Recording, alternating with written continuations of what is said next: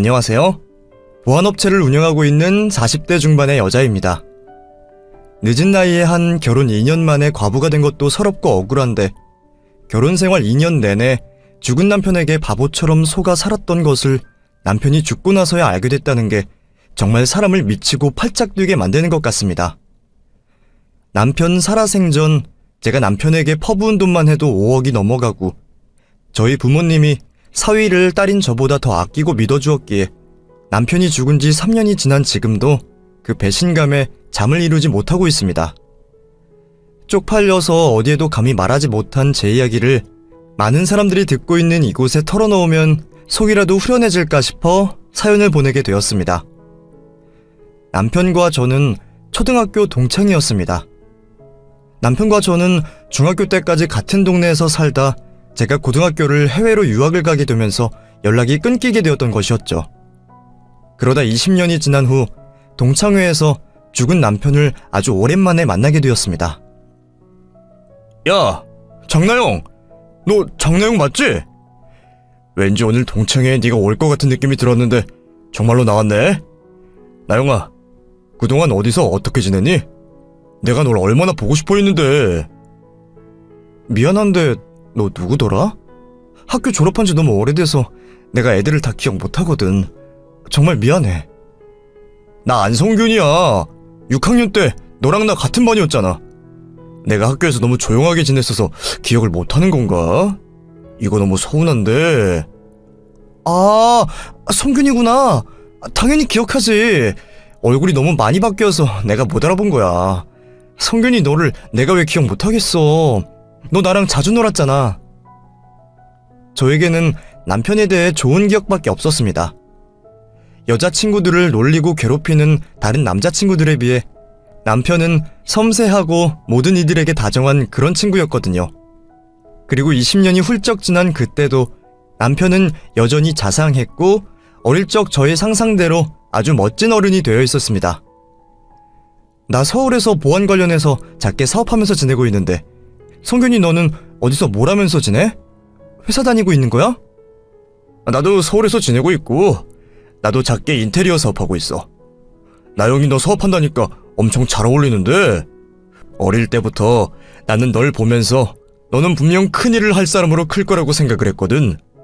역시 장나영은 나를 실망시키지 않는걸? 작게 사업하고 있는 건데 뭘 큰일이 할 것도 없어. 그나저나 인테리어 사업하고 있는 거면 혹시 아파트 인테리어도 하는 거야? 당연하지. 돈 되는 건 다 하려고 하고 있어. 왜? 나영이 너 인테리어 할 일 있어? 있으면 나한테 말해. 내가 특별히 동창 할인으로 저렴하게 해줄게. 내가 이번에 마포구 쪽에 집을 하나 샀거든. 그래서 인테리어 업체 정하던 중이었는데 네가 해주면 되겠다. 요즘 인테리어 맡기면 제대로 안 해줘서 말이 많길래 어디로 해야 되나 엄청 고민이었거든. 또 여자 혼자 사는 집에 인테리어 한다고 하면 대충 해줄까봐 걱정했는데 정말 잘 만났다 우리. 남편을 동창회에서 만나던 당시 제가 아파트를 구매해 인테리어 업체를 구하고 있었을 때였습니다.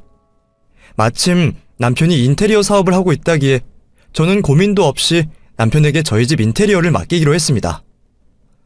성균아, 친구라고 너무 많이 깎아준 거 아니야? 너도 남는 게 있어야지. 나 안 깎아줘도 되니까 원래 금액대로 받아가. 나는 네가 신경을 너무 잘 써줘서 오히려 돈을 더 얹혀주고 싶은 마음이야. 내가 너한테 남겨먹어서 뭐하냐? 나는 그냥 인부들 인건비만 챙길 생각이야. 그리고 내가 확실하게 꼼꼼하게 해줄 테니까 걱정하지 말고 나한테 맡겨. 걱정은 당연히 안 하지. 내가 누구한테 맡겼는데. 어릴 때부터 네가 한 꼼꼼하단 걸 내가 모를 리도 없고. 나는 너만 믿고 기다리고 있을 테니 잘 부탁해. 남편에게 저희 집 인테리어를 맡기면서 남편을 자주 만나게 됐습니다. 일주일에 한 번은 만나 밥도 먹고 술도 마시고 하던 중 문득 남편의 혼인 여부에 대해 생각이 났습니다. 아 맞다. 성균아, 혹시 너 결혼은 했니? 내가 너한테 제일 중요한 걸 안 물어봤네. 너 결혼했는데 지금 나랑 이러고 있는 거 아니지? 그런 거라면 너희 와이프한테 내가 너무 실례한 걸 텐데 너무 미안하네. 있지도 않은 내 와이프한테 미안할 필요 없어. 너 지금 존재하지도 않는 내 와이프 입장 걱정하는 게 오히려 나한테 더 실례인 걸 모르나 보네. 나 이혼했는데 몰랐어? 애들이 너한테 말 안 해줬나? 네가 이혼을 했다고? 애들은 별말 안 하던데? 애들이 네 생각해서 일부러 나한테 말 안 해줬나 보다. 그나저나 내가 정말 너한테 실수한 건 아닌가 모르겠다. 불편한 이야기 꺼내서 미안해. 실수는 무슨 실수야. 장난이고 나는 진짜 괜찮아. 나 이혼한 거 쪽팔리지도 않고 흠이라고 생각하지도 않거든. 살다 보면 이혼할 수도 있지 뭐. 나한테 궁금한 건 뭐든 물어봐도 되니까 궁금한 거 있으면 다 물어봐. 내가 속 시원하게 대답해줄게. 오랜만에 만난 남편이 이혼을 했다는 말에 놀라긴 했지만 돈도 잘 벌고 성격도 완벽한 남편이 왜 이혼을 하게 됐는지 궁금해졌습니다. 근데 너 이혼은 왜 한 거야? 너 같은 애가 와이프한테 잘못할 리도 없고 너도 다른 집처럼 와이프랑 성격 차이로 이혼한 거니? 전처 흉보는 것 같아 보일까봐 조심스럽긴 한데 전처한테 문제가 좀 있었어. 우리 부모님이 시골에 사셨던 분이셨잖아. 게다가 나이도 좀 있으셨고. 그래서 그런지 전처가 우리 부모님을 대놓고 너무 무시하더라고. 그게 발단이었어. 어머나, 너희 부모님들 엄청 좋으신 분들이셨는데 시골 사시는 분이셨다고 무시를 했다니 너 정말 속상했겠다.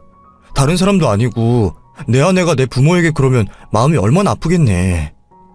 많이 속상했지. 그래도 내가 사랑하고 내가 선택한 여자니까 어떻게든 품고 가려고 했어. 근데 전처가 우리 부모님은 시골 출신의 늙은 사람이라고 무시하면서 자기 부모랑 자기 가족은 끔찍하게 아끼더라고. 우리 부모님은 그렇게 무시하고 힘들게 하면서 내가 벌어온 돈을 친정이 가져다 주는데 그것 때문에 나 진짜 거덜날 뻔했다니까. 집에 돈까지 가져다 줬다고? 확실히 문제가 있었네. 그래서 이혼을 했구나. 네 성격엔 참을 때까지 참다 이혼한 거일 텐데 너 정말 고생 많았다. 진정 내 돈으로 먹여 살린다고 집안 거덜내는 걸 보는데 더 이상은 못 참겠더라고. 이 여자랑은 애 낳고 평생 살기는 글렀다 싶어서 아이 생기기 전에 이혼하기로 한 거야. 잘 됐지 뭐. 아이 있었으면 그 여자한테 평생 발목 잡혀 살았을 텐데. 남편이 이혼한 사유에 대해 듣고 난 후 저는 남편이 너무나도 불쌍하게 느껴졌습니다. 이렇게 착하고 성실한 사람이 왜 그런 여자를 만나 고생을 해야만 했나 그런 생각이 들었죠. 그리고 남편에게 여자가 없다는 사실을 알게 된 이후부터 제가 남편에게 호감을 가지기 시작한 것 같았습니다. 나영아, 너희 부모님 집 주소 좀 알려줄래? 이번에 지인들 보내줄 추석 선물 사러 백화점 왔는데 보내는 김에 너희 부모님한테도 보내드리려고. 아니야, 됐어. 네가 우리 부모님한테 왜 보내드려. 우리 집엔 안 보내줘도 되니까 돈 아껴. 너희 부모님한텐 꼭 보내드리고 싶어서 그래. 다른 분도 아니고 나영이 너희 부모님이면 보내드려야지. 얼른 주소 알려줘. 저희 집 인테리어가 끝나고 난 후에도 남편과 저는 일주일에 한 번은 만나왔는데 남편이 갑자기 이유도 없이 저희 부모님을 챙기기 시작했습니다. 이런저런 사소한 이유로 저 혼자 남편에 대한 호감이 점점 더 커지고 있을 때였습니다. 나영이 너 요즘 표정이 많이 안 좋아 보인다. 무슨 일이라도 있어? 무슨 일 있으면 나한테 말해봐. 내가 도와줄 수 있는 건 뭐든 도와줄게. 우리 아빠 무릎이 많이 안 좋아서 수술을 해야 된다고 하더라고. 그래서 병원 알아보고 있는 중인데 병원 알아보기가 쉽지가 않네. 하루라도 빨리 수술하셔야 되는데 걱정이야. 아버지가 무릎이 많이 안 좋으셔? 내 친구 중에 무릎 쪽으로 이름 꽤 알려진 의사 친구가 하나 있는데 내가 그 친구 소개해 줄 테니까 너무 걱정하지 마. 그 친구 정말 실력 좋은 친구야. 정말이야? 다행이다. 내가 이번에도 또 네 도움을 받네. 내가 너 만나고부터는 걱정 근심이 싹 사라졌어. 정말 고마워, 성균아. 네 덕분에 살았다. 에이, 이게 뭐라고 그래. 나는 너한테 더한 것도 해줄 수 있는데 앞으로 힘든 일 있으면 혼자 앓지 말고 나한테 말해. 남편은 저희 부모님 일에 제 일처럼 나서서 도와주었고 친정아버지의 무릎 수술 후 집으로 돌아가는 저희 아버지를 위해 장시간 운전까지 해주었습니다. 그러지 않아도 된다니까. 내가 운전해서 내려가면 돼. 너 일하고 와서 피곤할 텐데 운전까지 해준다니. 그러면 내가 너무 미안해. 가는 길이 한두 시간도 아니고 내가 어떻게 너한테 부탁을 해? 내가 해주고 싶어서 하는 거야. 나도 오랜만에 고향에 내려가 보고 싶기도 하고 아버지 내가 모셔다 드리고 싶어서 그러는 거니까 너는 뒷자리에 앉아서 아버지 옆에서 아버지 보필해줘. 성균아, 나는 왜 이렇게 너한테 자꾸 신세만 지는지 모르겠다. 근데 한편으론 네 덕분에 내가 편해져서 너한테 의지가 돼서 너무 좋다. 의지된다는 말이 고맙다는 말보다 더 듣기 좋은데? 앞으로 의지 많이 해도 되니까 제발 내가 해주는 건 마음 편하게 받아줘. 저희 부모를 자신의 부모처럼 챙겨주는 남편의 모습을 보고 남편에게 반한 건 저뿐만이 아니었습니다. 저희 부모님들도 제 남편에게 홀딱 반해 먼저 저에게 남편과 결혼을 하라고 말해주었습니다. 나영아, 너 언제까지 이렇게 혼자서 지낼 거니? 돈 버는 것도 좋지만 이제 벌 만큼 벌었으니까 결혼 생각도 해야 되지 않겠어? 아빠랑 엄마 나이는 들어가는데 하나뿐인 딸은 결혼 소식도 없고 우리가 말은 안 해서 그렇지 엄마랑 아빠는 너만 보면 속이 타들어가. 만나는 남자 없으면 성균이 그 친구랑 결혼해. 성균이도 혼자라면서. 남자 멀리서 찾지 말고 가까운 데서 찾아. 성균이 정도면 아주 훌륭하지 뭐. 너 설마 성균이 이혼 한번 했다는 것 때문에 고민하는 거니? 나영아, 요즘 시대에 이혼이 뭐가 흠이야. 요즘 시대에 이혼은 흠도 아니라잖아. 아빠랑 엄마도 옛날 사람이긴 하지만 성균이 같은 애라면 이혼 한번 해도 괜찮다고 생각해. 그러니까 괜히 우리 눈치 보지 말고 성균이랑 결혼해. 그래. 그러니까 다른 여자가 성균이 채가기 전에 네가 먼저 성균이 붙잡아. 네가 성균이랑 결혼하는 게 아빠 마지막 소원이다. 부모님은 남편의 이혼은 흠도 아니라며 저에게 먼저 남편과 결혼을 하라며 말도 안 되는 설득을 하셨습니다. 처음엔 그런 부모님의 말이 말도 안 되고 주책이라고 생각을 했는데 예상치 못하게 남편에게 먼저 고백을 받고 남편과 연애를 하게 되었습니다. 나영아, 더 볼 게 뭐 있니? 제거할 거 없이 바로 성균이랑 결혼해. 성균이 돈도 잘 벌지, 사람 성격도 좋지. 이런 말 해서 뭐하지만 거기다 부모님 두 분 다 안 계셔서 성균이랑 결혼하면 모실 시부모도 없지. 얼마나 좋니? 요즘 시대에 여자들이 원하는 100점짜리 신랑감이다. 그니까 나 같으면 성균이랑 결혼했다. 성균이 이혼한 것도 전처 때문이라면서? 성균이 걔가 좀 착하니? 그러니까 전처한테 이용만 당하고 이혼했지 뭐. 거기다 애도 없겠다. 총각이랑 다를 게 뭐가 있어. 성균이는 너랑 결혼할 생각으로 너한테 고백한 것 같은데 청혼은 네가 먼저 해봐. 남편과 제가 만나고 있다는 소식을 들은 동창들은 절대 남편 같은 사람을 놓쳐서는 안 된다며 저희의 결혼을 응원해 주었습니다. 주변에서 너나 할 것 없이 저만 보면 남편과 결혼을 하라고 했기에 그때 마음이 크게 흔들리기도 하고 남편을 놓칠까 마음이 다급해진 제가 먼저 남편에게 청혼을 했습니다. 성균아, 우리 애들 말대로 그냥 결혼해버릴까? 우리가 서로에 대해서 잘 모르는 것도 아니고 서로한테 믿음이 없는 것도 아니니까 나는 너만 괜찮다면 너랑 결혼하고 싶어. 정말 나랑 결혼하고 싶어? 나도 너랑 결혼하고 싶기는 했지만 이혼을 한 번 한 전적이 있어서 너한테 결혼을 하자고 차마 말 못했었거든. 너 정말 이런 나라도 괜찮은 거야? 너한테 내가 너무 부족해서 너랑 감히 결혼해도 될지 모르겠어. 이런 나라니? 넌 정말 자기 객관화가 안 되는 것 같아. 우리 엄마랑 아빠도 그리고 애들도 너 같은 남자 절대로 놓치면 안 된대. 그리고 나도 그렇게 생각하고 있고 다들 널 얼마나 좋게 생각하는데 너 스스로 너를 낮추면 어떡해. 다른 사람은 몰라도 너한텐 내가 많이 부족한 것 같아서 그렇지. 나랑 결혼 생각해줘서 정말 고마워, 나영아. 나 평생 네 머슴처럼 살게. 저의 청혼으로 남편과 저는 만난 지 1년도 안 돼 결혼식을 올렸고 신혼은 남편이 인테리어 해준 제 명의의 집에서 시작하기로 했습니다. 나영아, 예민한 이야기인 건 아는데 확실하게 할 건 해야 될 것 같아서 말이야. 우리 돈 관리는 어떻게 할 생각이야? 너는 어떻게 했으면 좋겠어? 나는 당연히 각자 관리하는 거라고 생각했어. 너도 나도 사업체를 운영하고 있기도 하니까 각자 관리하는 게 어떨까 싶어. 그래도 괜찮지? 나야 뭘 어떻게 하든 상관없지. 나는 네가 내 돈까지 관리한다고 하면 다 내어줄 생각이었거든.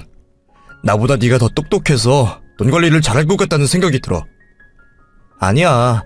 네가 번 돈은 네가 관리해야지. 우리 각자 번 돈은 각자가 관리하는 걸로 하자.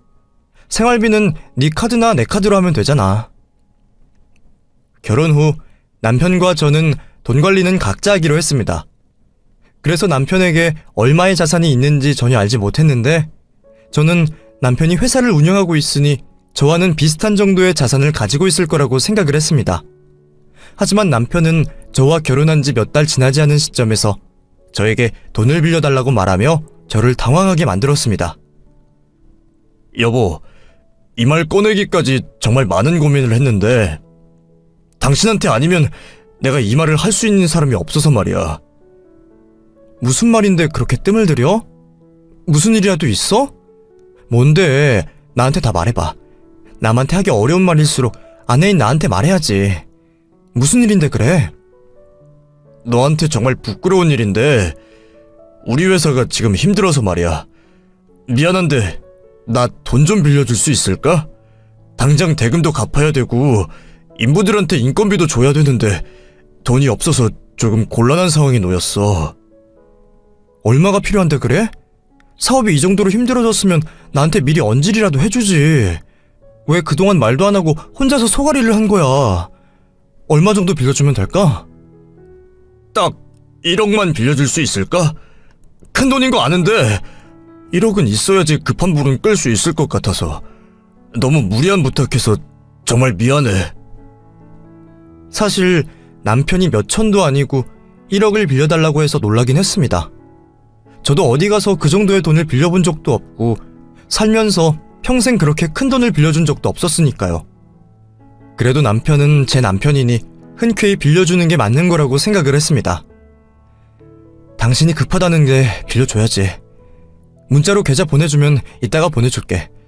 회사 일은 너무 걱정하지 마. 어쩐지 요즘 당신 너무 많이 야이었다 했어.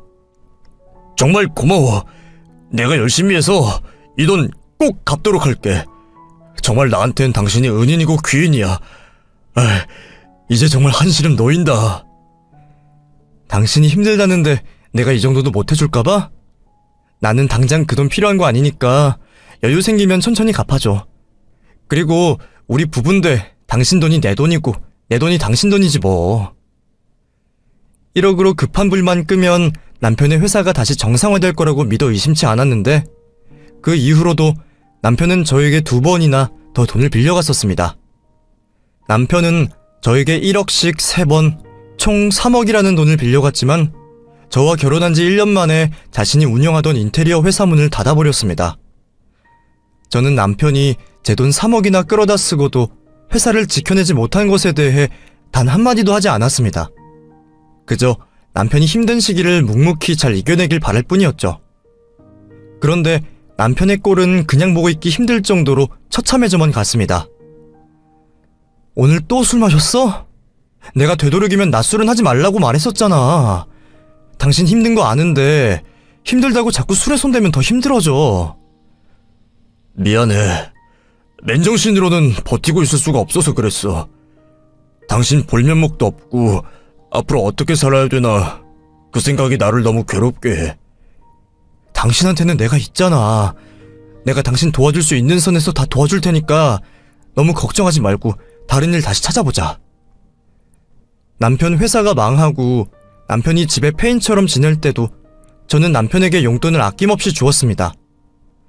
아무리 회사가 망했어도 그동안 살아오면서 만들어온 남편의 체면이라는 것도 있으니 어디 나가서 기죽지 말라고 용돈을 적지 않게 쥐어주었죠. 하지만 그게 오래 지속되면 될수록 저도 힘들어져 제가 남편에게 먼저 저희 회사 취직을 제안했습니다. 여보, 그러지 말고 우리 회사에 들어와서 일해보지 않을래? 내가 적당한 자리 하나 마련해뒀는데 당신이 거기서 일해줬으면 좋겠어. 내가 뭘 한다고 당신 회사에 들어가서 일을 해. 말은 고마운데 나 당신 회사 못 들어가. 그리고 들어갈 생각도 없어. 그렇다고 언제까지 이렇게 지낼 수만은 없잖아. 당신이 할 수 있는 일로 줄 테니까 우리 회사 들어와. 그리고 당신같이 똑똑한 사람이라면 일 금방 배우고 잘할 거야. 나는 싫다고 했으니까 그만 이야기해줬으면 좋겠다. 나 스트레스 받을 것 같아. 내가 스트레스 받는 건 생각 안 해? 나는 당신이 뭐라도 했으면 좋겠어. 나는 당신을 위해서 이러는 거라고. 저는 남편이 걱정돼서 남편에게 저희 회사 자리를 제안한 것이었는데 남편은 자격지심 때문인지 저의 제안에 화를 내며 말했습니다. 나한테 당신 회사에서 일하라는 진짜 이유가 뭔데? 회사 망하고 집에서 당신한테 용돈 받고 지내는 내가 불쌍해 보여서 그러는 거야? 불쌍해 보여서가 아니라 걱정돼서 그러는 거라고 말했잖아. 그리고 나는 어떻게든 당신 도와주고 싶어서 그러는 건데 왜 말을 그런 식으로 해? 아니, 딱 봐도 그렇잖아. 내 전공이랑 전혀 관련 없는 회사에 들어가서 일하라는 게 말이 되냐고. 아니면 당신 나한테 빌려준 돈 일 시켜서라도 받고 싶어서 그러는 거야? 진짜 왜 그래? 나는 당신 생각해서 그러는 거라니까? 당신이야말로 왜 사람 마음을 그런 식으로 삐딱하게 받아들여? 지금 당신 많이 힘든 거 아는데 지금 정말 너무한 것 같아.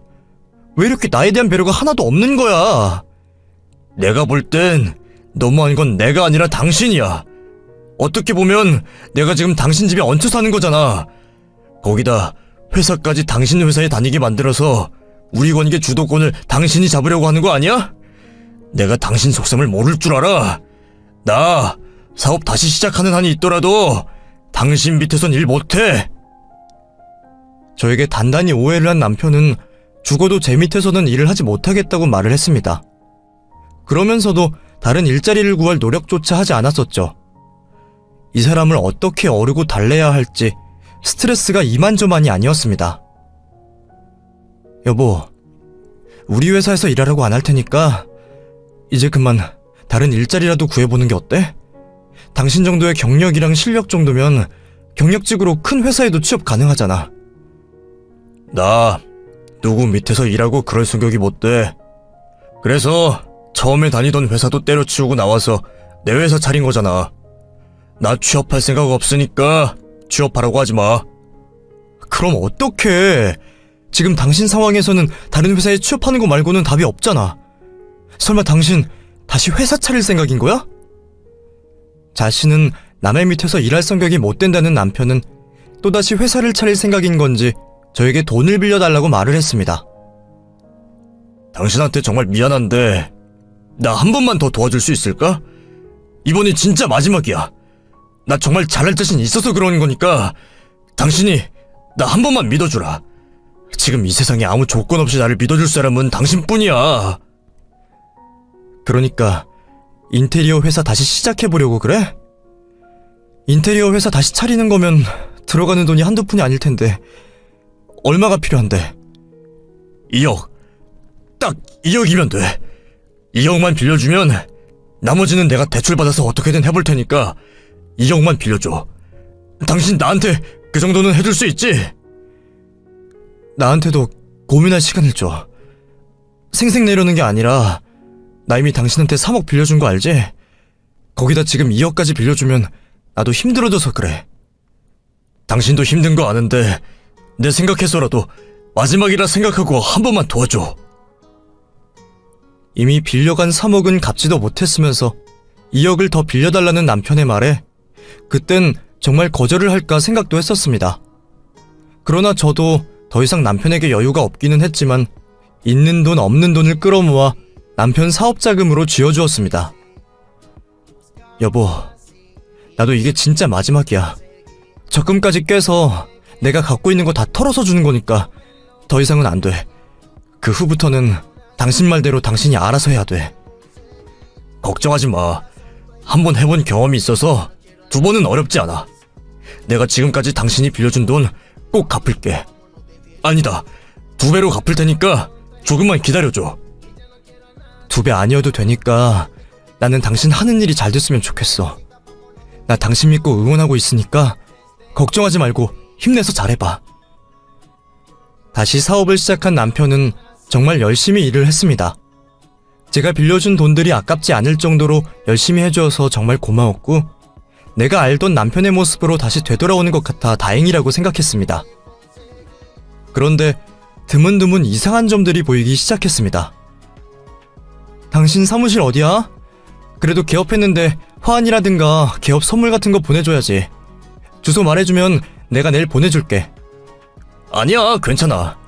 나 이번에는 조용히 시작하고 싶어서 그런 거 안 받기로 했어. 그리고 애들한테도 나 다시 사업 시작한 건 말 안 해줬으면 해. 나중에 잘 되면 그때 말하고 싶어. 그럴 줄 알고 애들한텐 말 안 하긴 했는데 그래도 사무실이 어딘지 나한테 말해줘야 되는 거 아니야? 당신 사무실은 어디다 차렸어? 강남에다 차렸지.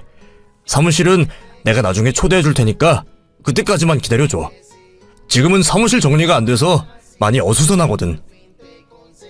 인테리어 회사를 다시 개업한 남편은 저에게 사무실의 위치를 알려주지 않았습니다.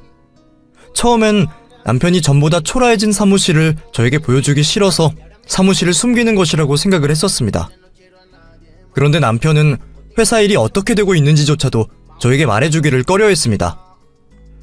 회사 일은 어떻게 되고 있어? 의뢰는 좀 들어와? 당신 요즘 바쁜 거 보니까 일은 많은 것 같은데 일은 할 만한 거지? 잘 되고 있어.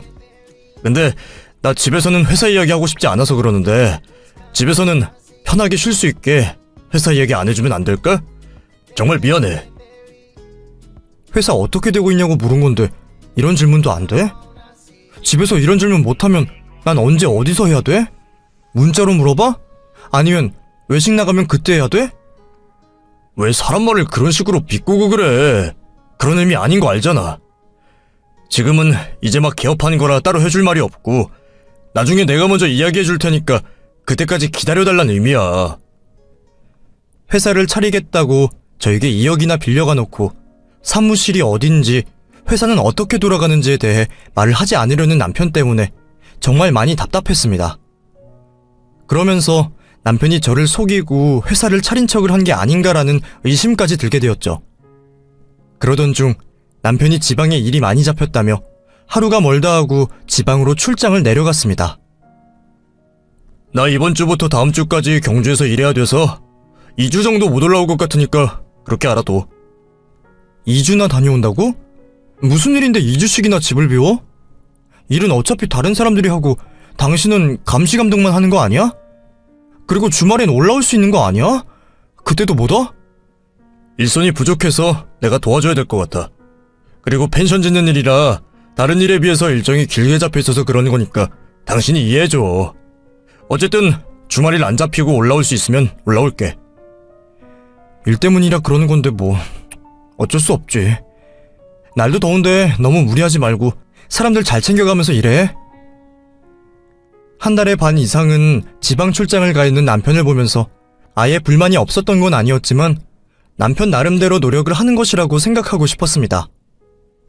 초등학교 때부터 제가 알던 남편 모습이 있었으니 남편은 분명 힘든 시기를 혼자 이겨내려고 발버둥 치고 있는 것이라고 생각했었죠. 나영아, 요즘 안서방이 연락이 통 안 되던데 안서방 어떻게 지내고 있어? 뭐 한다고 우리 전화도 안 받고 그런데. 그 사람 요즘 현장에 나가서 일 도와주고 있거든.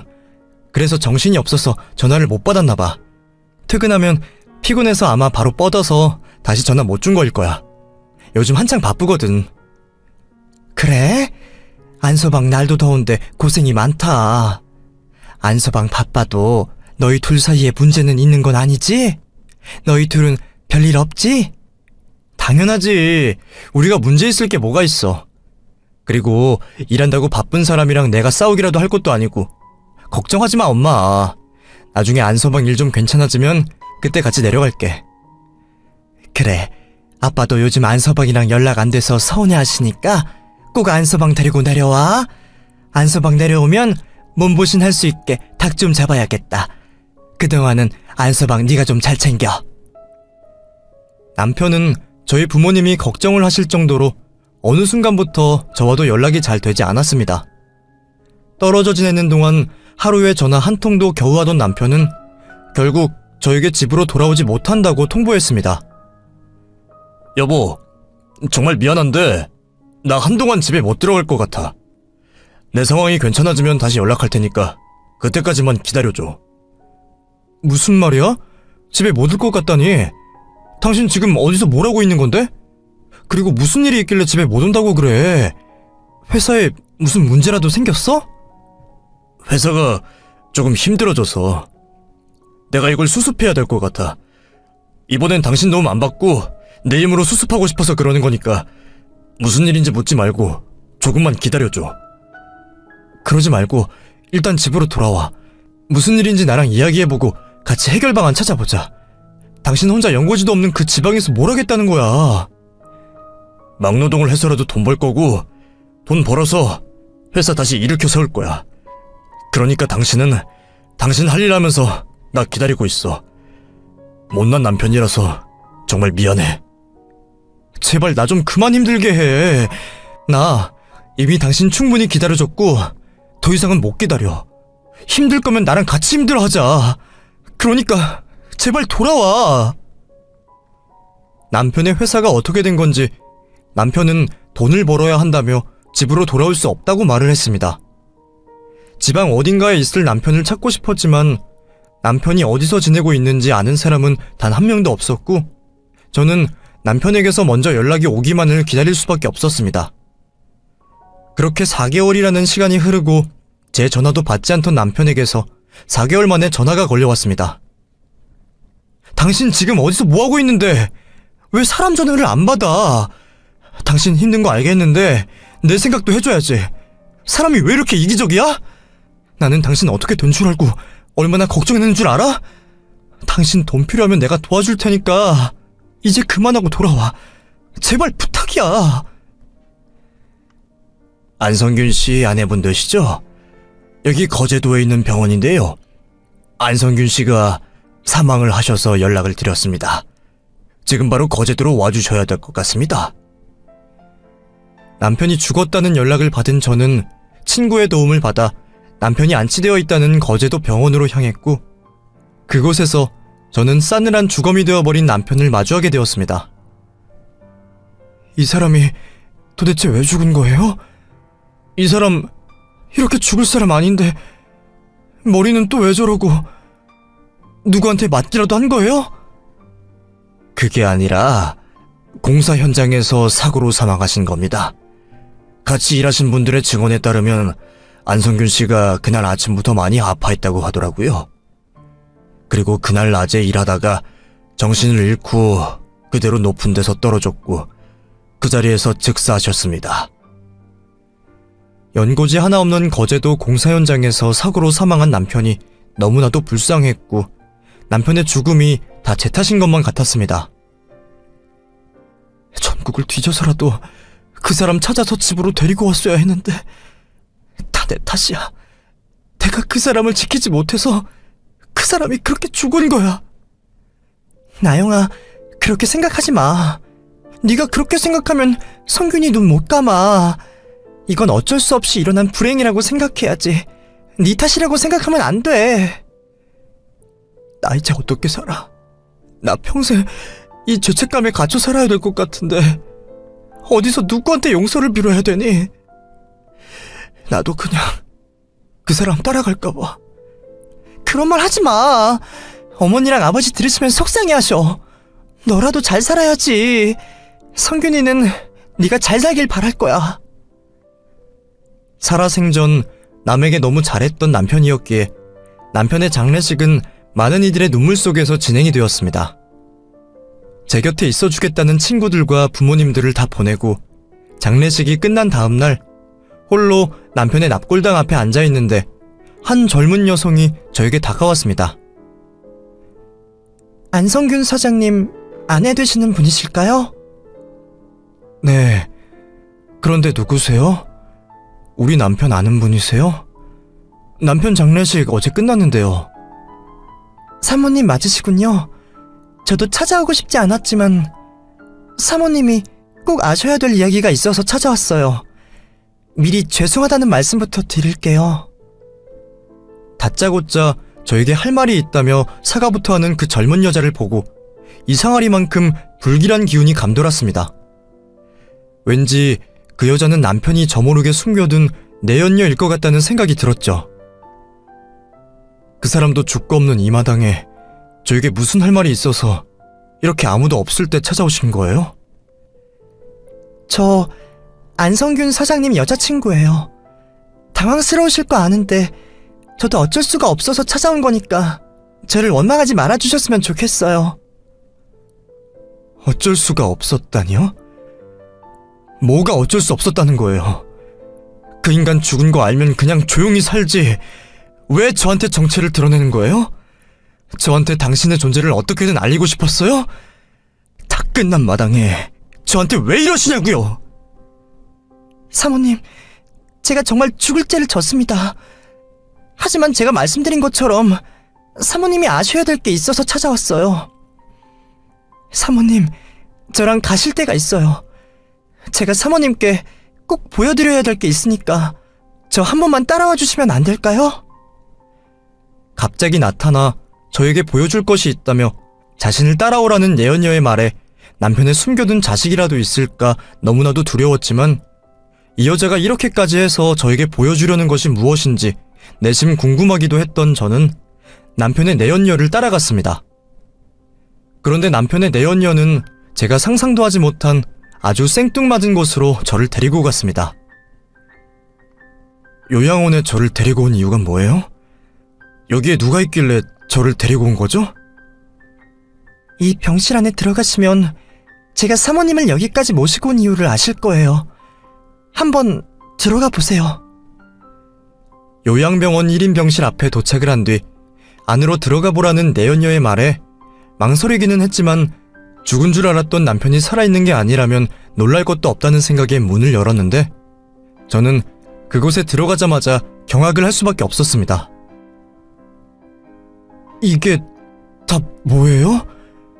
우리 남편 사진이 왜 여기저기 놓여 있는 거죠? 그리고 이 여자분은 도대체 누구신데 여기 계시는 거고 누구시길래 우리 남편 사진을 곁에 두고 있는 거죠? 사장님 친어머니 되시는 분이세요. 사모님은 이 사실을 모른다고 사장님이 저한테 말씀하신 적이 있었거든요. 많이 놀라셨죠? 우리 남편 친어머니 되는 사람이라고요? 남편 부모님은 두 분 다 돌아가신 걸로 알고 있는데 그럼 그 돌아가신 어머니는 새어머니라는 말씀이세요? 그게 조금 복잡한 이야기인데요. 제가 들은 바로는 친어머니가 사장님의 아버지랑 바람을 펴서 사장님은 밖에서 낳아 데려온 자식이라고 하더라고요. 마침 사장님을 양어머니한테 자식이 없어서 데려다 키우신 것 같아요. 죽은 남편에게 죽은 시모 말고 또 다른 친모가 있었다는 사실에 정말 경악스러웠습니다. 남편이 왜 도대체 지금까지 저에게 이 사실을 숨겼고 왜 내연녀가 이 사실을 알고 있는지 궁금했습니다. 아내인 저도 모르는 이 사실을 그쪽이 어떻게 알고 있는 거예요? 두 사람 그렇게까지 가까웠던 사이였어요? 사장님이 매달 저한테 용돈을 주시면서 어머님을 부탁하셨어요. 사모님은 이 사실을 몰라서 사장님이 돌봐주실 수 없다고요. 그래서 저는 이분이 제 남자친구 어머니이기도 하고 또 사장님이 그만큼 섭섭하지 않을 정도로 용돈을 주셔서 그동안 제가 사장님 친어머니를 돌보고 있었던 거예요. 그 사람이 그쪽한테 친어머니를 맡기고 용돈까지 줬다고요? 도대체 얼마를 받아먹었길래 가정이 있는 남자의 아픈 노모까지 모실 수 있어요? 사장님이 돌아가시기 직전까지 저한테 매달 500만 원씩 보내주셨어요. 근데 이제 사장님 돌아가셔서 제가 더 이상 사장님 어머님을 돌볼 이유가 없어졌잖아요. 그래서 사모님을 찾아간 거예요. 어쨌든 이분은 사모님 시어머니 되시는 분이시니까요. 그러니까 지금부터는 사모님이 이분 맡아주셔야 될 것 같아요. 남편의 내연녀는 더 이상 자신은 남편의 친모를 돌볼 이유가 없다며 요양병원에 누워있는 남편의 친모를 저에게 넘겨버렸습니다. 남편이 저 몰래 내연녀와 친모를 꽁꽁 숨겨뒀다는 사실에 배신감과 분노가 치밀어 올랐습니다. 그래서 저는 남편의 친모가 계시는 병원 측에 다 말했습니다. 저는 모르는 일이고요. 남편이 살아있을 땐 이분이 세상에 존재하는지도 몰랐어요. 법적으로 전혀 연관 없는 사람이니까 저한테 이분 떠넘길 생각하지 마시고 병원 측에서 알아서 해주셨으면 하네요. 남편에게 분노밖에 남지 않은 저는 남편의 친모가 병원에 있든 말든 제가 신경 쓸 일이 아니라고 생각했습니다. 그 후 요양병원에서 남편의 전처에게 연락을 한 건지 남편의 전처가 저를 찾아왔습니다. 병원에서 저보고 어머님 어떻게 하실 거냐고 연락을 주셨더라고요. 그러면서 현재 아내 되는 분은 자기 시어머니 모른 척하고 버리고 갔다길래 제가 그쪽 번호 좀 알려달라고 했어요. 저를 왜 찾아오신 거죠? 저는 더 이상 그 인간이랑 엮이고 싶은 마음이 전혀 없는데요. 왜요? 저한테 그분 떠넘기시려고 찾아오신 거예요? 저희 둘 이혼 사유에 대해서 말씀드리고 싶어서 찾아왔어요. 우리가 왜 이혼을 해야 했는지 그쪽이 정확히 알고 있나 궁금해서요. 그 인간은 그쪽 탓하던데요. 시골에 사는 자기 부모 무시하고 자기가 벌어온 돈 친정에 가져다줘서 이혼했다고 하던데 설마 그것도 거짓말이었나요? 저를 찾아온 전처는 남편과 자신이 이혼을 하게 된 진짜 이유를 말해주었습니다. 불행하게도 시부모님 두 분이 1년 사이에 돌아가셨지만 저는 두 분이 돌아가시기 직전까지 제 손으로 모셨어요.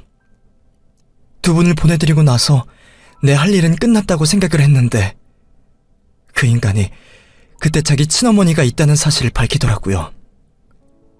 그러면서 저한테 자기 친어머니가 많이 아프다, 네가 간병 좀 해달라고 부탁을 했고 바보같이 저는 그 인간이랑 친어머니 인생이 불쌍하다고 안타깝다고 생각을 했어요.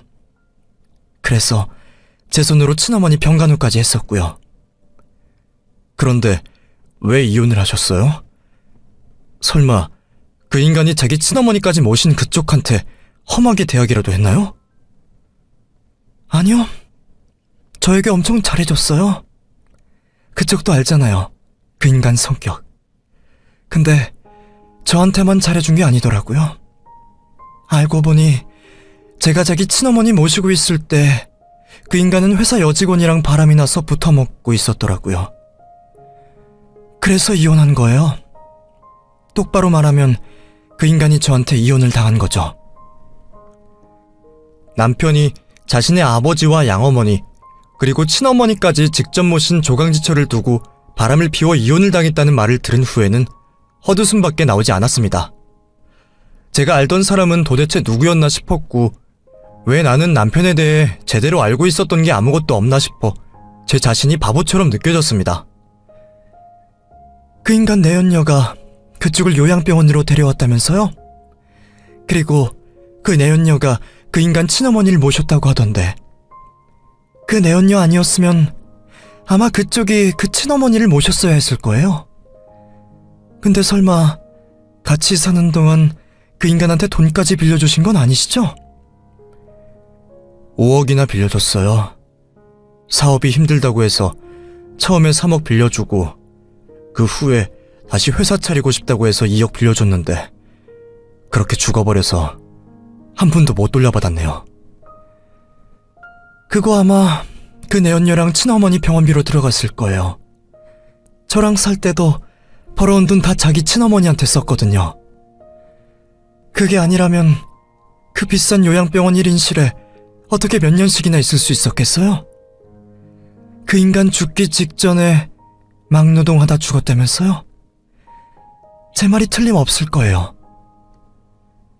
남편의 전처를 만난 후 죽은 남편의 통장 거래 내역을 확인했더니 남편은 전처의 말대로 제가 준 돈으로 친모의 요양병원비와 내연녀 용돈으로 사용을 했었습니다.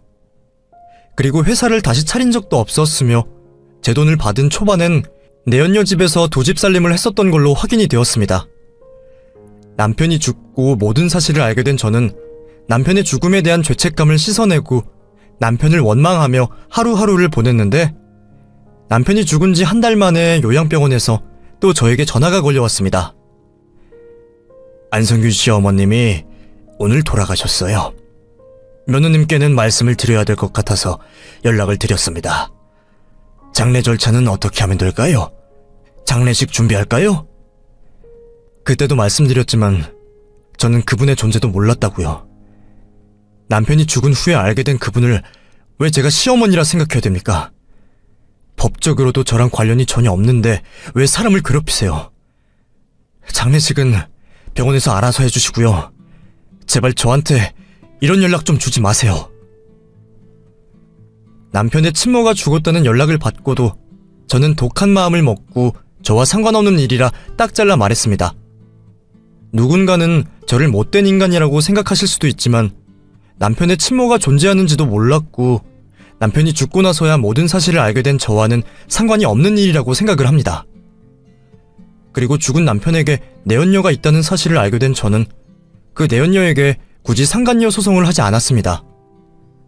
이 일이 다른 이들의 귀에 들어가게 만들고 싶지도 않았고 왠지 그 내연녀도 남편에게 이용을 당했다는 생각이 들어 안쓰럽게 여겨졌기 때문이었죠.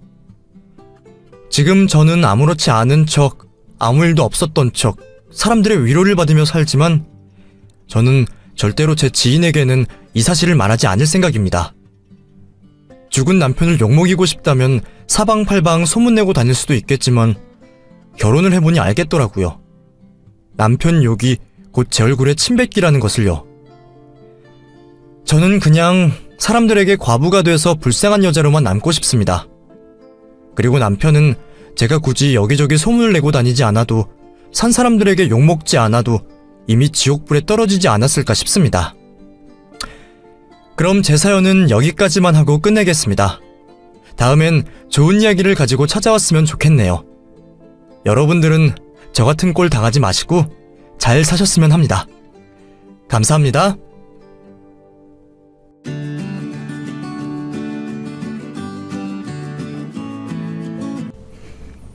안녕하세요, 구독자 여러분. 저는 회사를 다니고 있는 30 중반의 여성입니다. 저는 오늘 제가 스스로 자초한 최악의 선택으로 벌어진 일에 대해서 여러분들께 말해보려고 하는데요. 사람이라면 누구나 살아가면서 몇 차례 인생에서 중요한 선택의 갈래에 서게 되잖아요. 그 몇 차례에 있는 선택의 갈래 중 하나가 저는 결혼이라고 생각합니다. 말을 안 해도 아시겠지만 결혼으로 인해 어떤 사람의 인생을 활짝 피기도 하고 어떤 사람의 인생을 완전히 나락으로 가기도 하죠. 그만큼 평생을 같이 할 배우자를 선택하는 건 중요한 일인 것 같습니다. 그런데 저는 사랑에 눈이 멀었는지 그때 잘못된 선택을 하고 말았네요. 아직 얼마 살지 않은 인생이긴 하지만 인생 최악의 선택이라고 생각할 만한 선택을 하게 되었죠. 제 인생에서 최악의 선택이었던 남편과 있었던 이야기를 오늘 전해드리려고 해요. 다행히 이제는 완전히 제 인생에서 나가준 사람이라 마음 편히 제 과거를 말할 수 있을 것 같습니다. 그럼 이야기를 시작해볼게요. 남편과 저는 대학 시절 처음 만나 연인으로 발전해 만나온 사이였어요. 저희가 오랫동안 알고 지냈던 탓인지 남편과 저는 성향이나 성격이 많이 다른 편인데도 결혼까지 하게 되었네요. 욕심이 별로 없고 모험보다는 안정을 좋아하는 저와 달리 남편은 진취적이고 성공에 대한 열망이 강한 사람이었어요. 남편이 어려운 환경에서 자라온 탓에 돈을 많이 벌고 싶어 했거든요.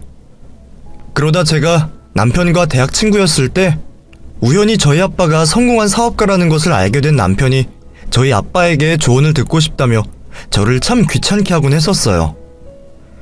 처음에는 그런 남편이 귀찮기도 하고 번거로웠는데도 자꾸 만나다 보니 정이 쌓이게 되었고 연애를 하게 되며 결국 결혼까지 하게 되었죠.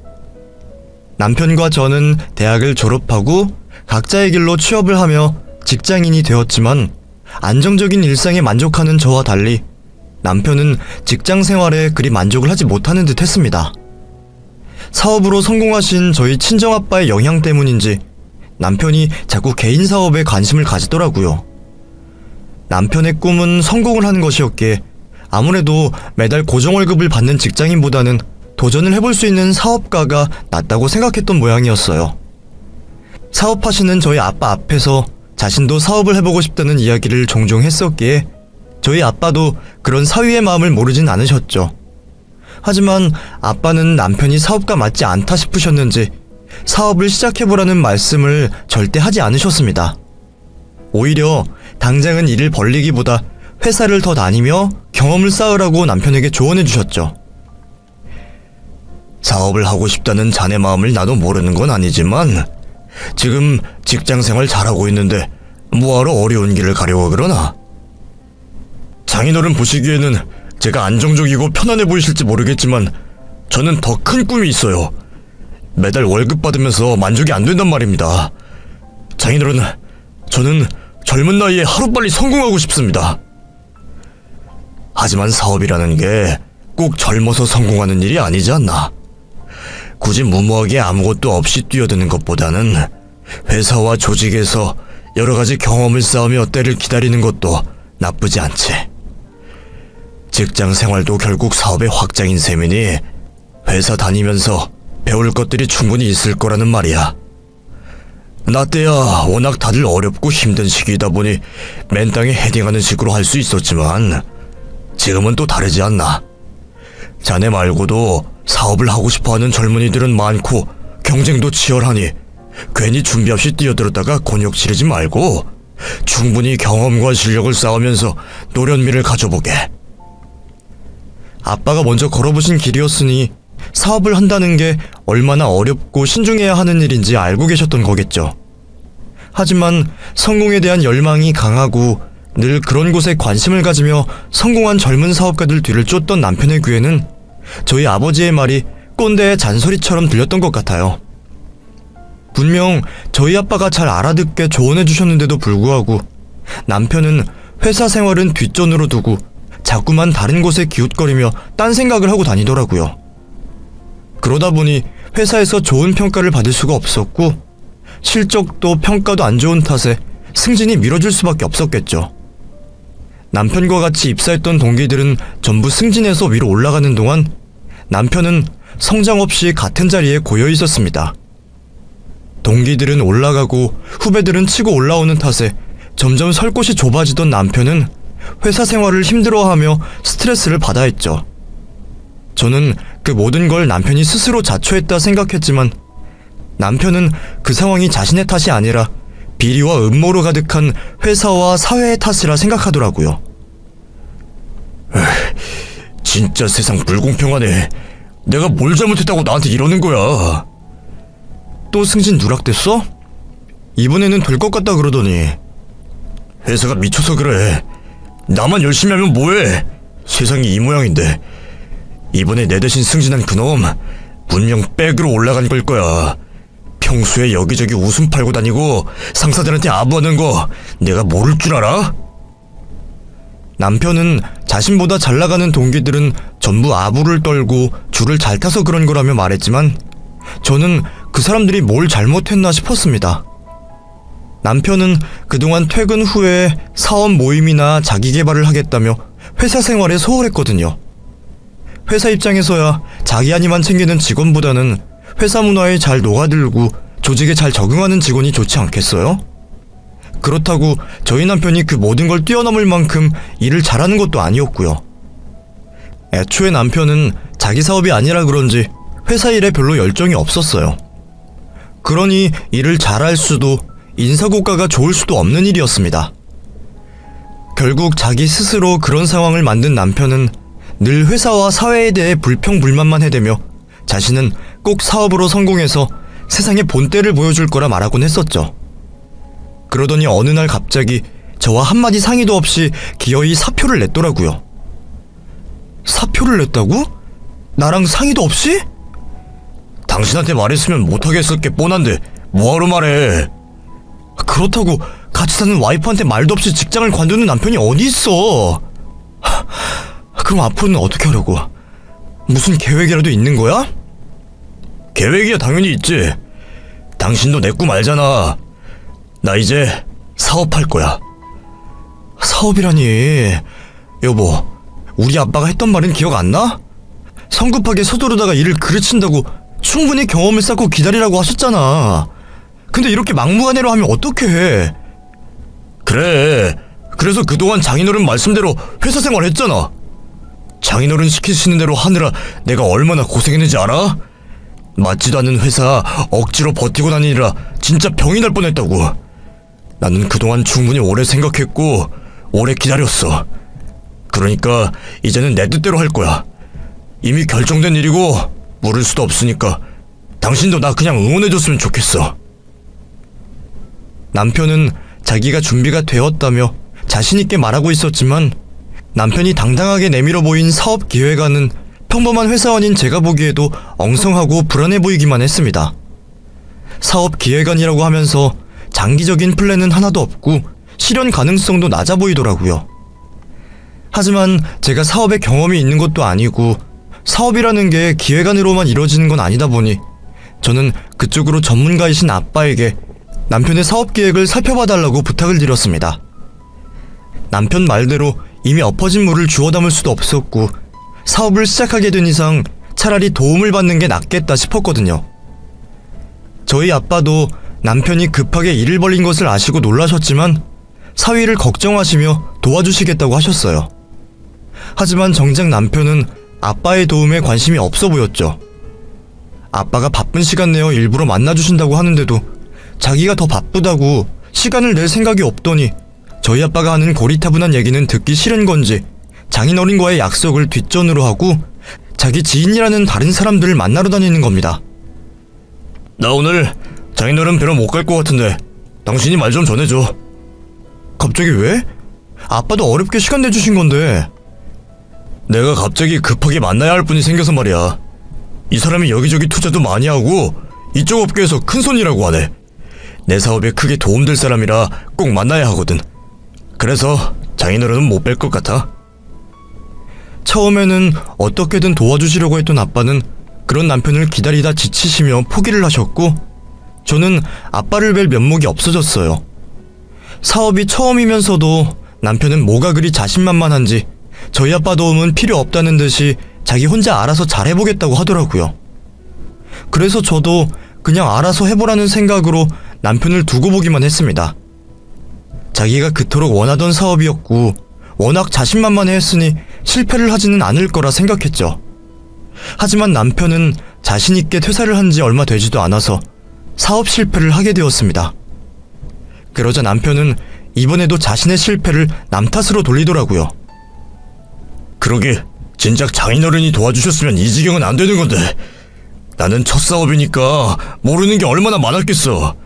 근데도 장인어른은 도와주지도 않으시고 내가 아무리 친자식이 아니라 사위라고 하지만 그래도 정말 너무하신 거 아니야? 도와주겠다던 저희 아빠 말은 잔소리로 생각하고 자기 사업에 도움될 거라며 다른 사업 모임들만 쫓아다니더니 정작 그 사람들에게서는 별 도움을 받지 못했는지 이제 와서 저희 아빠가 안 도와준 탓이라며 저희 아빠 탓을 하는 겁니다. 당신 지금 무슨 말을 하는 거야? 우리 아빠 도움은 필요 없다고 할 때는 언제고 이제 와서 왜 남의 탓이야? 투자자들이며 사업 모임 사람들 만나고 다닌다고 우리 아빠 안 만나겠다고 한 건 당신 아니었어? 남의 말 잔소리로만 들을 때는 언제고 이제 와서 뭐? 우리 아빠가 안 도와줬어? 당신이 실패한 걸 왜 남 탓을 해? 당신 정말 해도 너무한 거 아니야? 기분이 상한 제가 참다 못해 한마디를 하자 남편도 별말을 하지는 못했지만 받아들여지지는 않는지 남편은 그 후로도 계속 궁시렁대며 다음에는 꼭 저희 아빠에게 도움을 구해달라고 부탁을 하는 겁니다. 그 말인즉 다음에도 또다시 무슨 사업을 벌여보겠다는 말이었죠. 저는 그런 남편을 말렸지만 남편의 고집은 완강했습니다. 사업은 또 무슨 사업이야? 한번 해봤으면 됐지. 왜 또 일을 벌이려고 그래? 그러지 말고 지금이라도 그냥 재취업 준비해. 저번에는 내가 실수를 했었어. 나도 사업이 처음이라 그런 거지. 다시 하면 정말 잘할 수 있다고. 원래 큰일 하기 전에는 계속 실패를 하고 그러는 거야. 남자가 한번 칼을 뽑았으면 무라도 썰어야지. 뭐나 제대로 해본 것 없이 어떻게 접어. 이번에는 정말 잘할 테니까 나만 믿어. 남편은 고집을 굽히지 않았고 그런 남편을 말릴 수 없었던 저는 마지못해 아빠에게 다시 부탁을 드릴 수밖에 없었습니다. 그렇다고 남편이 또 망하는 것을 두고 볼 수만은 없었으니까요. 이번에는 아빠도 저를 걱정하셔서 남편을 적극적으로 도와주셨지만 정작 남편은 아빠 말을 듣지 않고 자기 고집대로만 하다가 결국 또다시 사업을 말아먹고 말았습니다. 그러자 보다 못하셨던 친정아빠가 남편 보고 아빠 회사로 들어가서 밑바닥부터 천천히 배우라고 하시더라고요. 남편에게 그 제안이 달갑지 않았을지도 모르겠지만 2번의 실패로 남은 돈까지 털린 사람으로서 다른 선택지는 없었고, 그래서 남편은 아빠의 제안을 받아들이며 아빠 회사에서 일을 시작하게 되었습니다. 그래도 다행히 처음에는 남편도 제 눈치가 보이는지 별말 없이 회사를 잘 다니는 듯 보였어요. 저도 설마하니 장인어른 회사에서까지 불평을 하겠냐며 마음을 놓고 있었죠. 그런데 저희 남편이라는 사람은 자기 버릇을 못 버리고 결국 거기에서까지 불만을 내뱉기 시작하는 겁니다. 진짜 장인어른이 나한테 너무하시는 것 같아. 또 뭐가? 아빠가 뭘 너무하셔? 내가 요즘 외근을 얼마나 많이 다니는 줄 알아? 나를 자꾸 내근이 아니라 외근으로만 돌리시려고 하는데 아무래도 다른 직원들이 싫어하는 일을 나한테 떠맡기시는 것 같아. 그런데 이렇게 밖으로만 돌아서 무슨 사업을 배우겠어. 그러니까 당신이 장인어른한테 얘기 좀 해봐. 이렇게 잡일만 시킬 게 아니라 나 경영 수업 좀 시켜달라고. 무슨 소리 하는 거야? 아빠는 당신 도와주시겠다고 없던 자리까지 만들어주셨는데 왜 그렇게 불평만 해? 괜한 소리 하지 말고 회사 잘리기 싫으면 잠만 말고 일이나 열심히 해, 제발. 불평뿐인 철없는 남편에게 화도 내보고 타일로도 받지만 남편은 또다시 제 말을 무시하며 예전처럼 회사 일은 뒷전으로 하기 시작했습니다. 그러다 아빠와 같이 식사를 하는 자리에서 남편이 대놓고 말을 꺼내더라고요. 장인어른, 대체 언제까지 저한테 그런 잡일만 시키실 겁니까? 분명 저 가르쳐 주신다고 하셨잖아요. 그럼 제대로 가르쳐 주셔야죠. 그러지 마시고 제가 후계자로서 회사 일을 할 수 있게 도와주십시오. 언제는 사업을 배우겠다더니 갑자기 후계자는 또 무슨 소리인지 남편은 당돌하게 어이없는 얘기를 하더라고요. 자네는 그 일들이 하찮아 보이는지 모르겠지만 나는 다 이유가 있어서 시킨 거네. 자네가 나중에 다시 사업을 시작하던 무슨 일을 하던 다 필요한 일이라는 말이야. 나도 그렇게 시작했고 큰 일을 하려면 작은 일부터 제대로 할 줄 알아야지. 남편의 헛소리에도 아빠는 점잖게 이유를 말씀해 주셨지만 남편은 그런 아빠의 말을 받아들이지 못하고 결국 퇴사를 하겠다고 나왔어요. 제가 봐도 정말 철없고 생각 없는 결정이었죠. 그 일로 아빠 역시 화가 많이 나셨고 그때 처음으로 사위에게 크게 화를 내셨습니다. 당신 얼른 아빠한테 가서 사과드려. 지금이라도 잘못했다고 다시 회사 나가겠다고 해, 제발. 됐어. 나도 나 필요 없다는 곳에서는 일 안 해. 장인어른만 화가 나신 줄 알아? 나도 장인어른한테 서운한 거 많아. 장인어른은 내가 그렇게나 못 믿었게 보이는지 모르겠지만 나 그렇게 무시당할 사람 아니라고. 그러니까 내가 어떻게 해서든 보란듯이 성공해 보일 거야. 열을 내던 남편은 계획이 있었는지 아니면 충동적이었는지 모르겠지만 또다시 사업을 시작했죠. 그렇게 시작한 남편의 3번째 사업, 저는 당연히 큰 기대를 하지 않았습니다. 남편에게서 또다시 사업을 하겠다는 말을 듣자마자 제가 가장 먼저 생각했던 건 다음 사업이 망한 남편을 어떻게 설득시켜서 회사에 진득하게 다닐 수 있게 하냐였죠. 그만큼 남편의 사업에 대해선 기대가 조금도 없었어요. 그렇다고 눈이 초롱초롱한 남편에게 초를 칠 수 없었으니 뒷바라지는 또 다 하고 있었죠. 제가 필요하다고 하면 퇴근을 하고 나서든 주말이든 나가서 도와주기도 했고요. 그런데 이번에 시작한 남편의 사업이 꽤나 오래 가더라고요.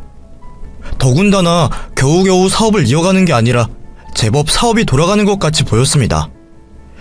의외이긴 했는데 사업이라는 게 그러다가도 갑자기 큰일이 생기다 보니 아직 자리를 잡지 못한 남편의 사업을 가지고 성공을 판단하긴 이르다 싶었죠. 그런데 대박이 터진 거예요. 남편 회사의 물건이 홍보가 되거나 몇 개 팔리지도 않았는데 거래처들에게서 주문이 잔뜩 들어온 거죠. 남편이 방언을 쏟아내듯 좋아라 하는데 저는 어안이 벙벙했습니다. 전혀 예상하지 못했으니까요. 그리고 당연히 좋았죠. 이제까지 남편이 사업을 한다고 제 마음고생을 시키고 집안의 돈을 까먹고 있었는데 그러던 남편 사업이 그냥 유지가 되는 게 아니라 성공했다고 하니 얼마나 좋겠어요. 그런데 기뻐하던 마음도 잠시였습니다. 남편이 정신을 못 차린 모습을 보였거든요. 아내와 주변 가족들에게 그 고생을 시켰던 상황에 대박이 났다고 한다면 보답이라는 걸 해야 하잖아요. 꼭 비싼 물건이 아니더라도 말이죠. 그런데 이 인간이 저와 가족들에게 보답을 하기는커녕 자기 꾸미는데 정신이 없더라고요. 사업하는데 비싼 시계가 필요했다며 명품관에 예약을 하고 오고, 타고 있던 차량도 성공한 사업가에게 맞지 않다면서 비싼 외제차 렌트를 했죠. 그것뿐만이 아니었어요. 아직 돈은 들어오지도 않았는데 벌써 자기 법 단장하는데 큰 돈을 지출하고 있었습니다. 그렇게 들떠있는 남편이 걱정도 되고 또 한심하기도 했지만, 이제까지 자신도 사업하느라 마음고생 많았다 싶어서 그냥 내버려 두기로 했어요. 그리고 그런 걸 떠나서 사업을 끝내 성공시킨 것에 대한 축하를 해주고 싶었죠. 그래서 양가 가족들이 모여 남편을 축하해주는 자리를 만들었어요. 가족들 모두 참석이 가능한 시간인 토요일 초저녁 시간으로 잡았죠. 그렇게 남편의 사업 성공을 축하해주기 위해 자리를 하는 날이 되었고, 약속 시간에 맞춰 양가 가족분들이 집을 찾아와 주셨습니다. 아무래도 남편을 축하해주는 자리여서 그런지 시어머니와 시누이가 일찍이 집으로 찾아오셔서 음식 준비하는 것과 집안을 꾸미는 데 도움을 주셨죠. 그리고 차례대로 시아버님과 저희 친정엄마, 또 제 남동생까지 모두 집으로 찾아왔어요. 출장에서 돌아오시던 아빠는 원래 친정 식구들과 같이 오시기로 했는데 비행기가 연착되면서 조금 늦을 것 같다고 먼저 말씀을 해주셨습니다. 그래서 우선은 모인 가족들끼리 남편을 축하해주기로 하고 준비를 하고 있었죠. 그런데 친정아빠가 비행기 연착으로 조금 늦을 것 같다고 한 말을 그새 까먹은 건지 남편이 그 자리에 보이지 않는 친정아빠를 두고 구시렁거리더라고요. 뭐야? 장인어른 안 오시는 거야? 끝까지 날 인정 못 하시겠다는 거지? 어이가 없네. 아버님 도움 없이는 당연히 내가 실패할 줄 알았는데 기어코 내가 성공하니까 그 꼴은 못 보시겠다는 건가? 축하도 못 해주시겠다는 거야? 정말 실망이네. 당신 지금 혼자서 뭐라고 하는 거야? 지금 우리 아빠 이야기하고 있었어? 우리 아빠 안 왔다고? 내가 말했잖아. 아빠 경유하는 비행기가 늦게 도착해서 원래 시간보다 늦게 도착할 것 같다고. 바로 몇 시간 전에 말한 걸 까먹으면 어떡해. 그랬나? 내가 아까는 사업 관련해서 뭘 좀 생각하고 있어서 당신이 하는 말을 정확히 못 들었네. 그럼 됐고 뭐. 그때부터 뭔가 좀 이상하다 싶긴 했습니다. 보통 가족이 다 같이 모이는 자리에 누군가 보이지 않는다면 연락을 해보라고 하던가 어떻게 된 일이냐고 물어보잖아요. 그런데 남편은 그런 말은 일절 없이 저희 친정아빠가 자신을 무시하고 있다고 끝까지 인정을 하지 않는다는 말을 먼저 꺼내고 있었습니다. 이미 그 전부터 그 사람 머릿속에 아빠에 대해서 부정적으로 생각하고 있었다는 거였죠. 그런데 그땐 저도 그런 남편의 모습을 보고도 대수롭지 않게 여겼어요. 저희 친정아빠가 남편을 도와준 일이 얼마나 있는데 설마 불만을 가지고 있으리라고는 생각하지 못했죠. 그래서 그냥 아빠가 자리를 함께하지 않는 줄 알고 남편이 서운한 마음에 그런 말을 했다고 생각했습니다. 또 저는 이제 막 시작할 남편의 축하 자리를 준비하느라 정신이 없어서 그 일에 대해 깊게 생각하지 않기도 했고요.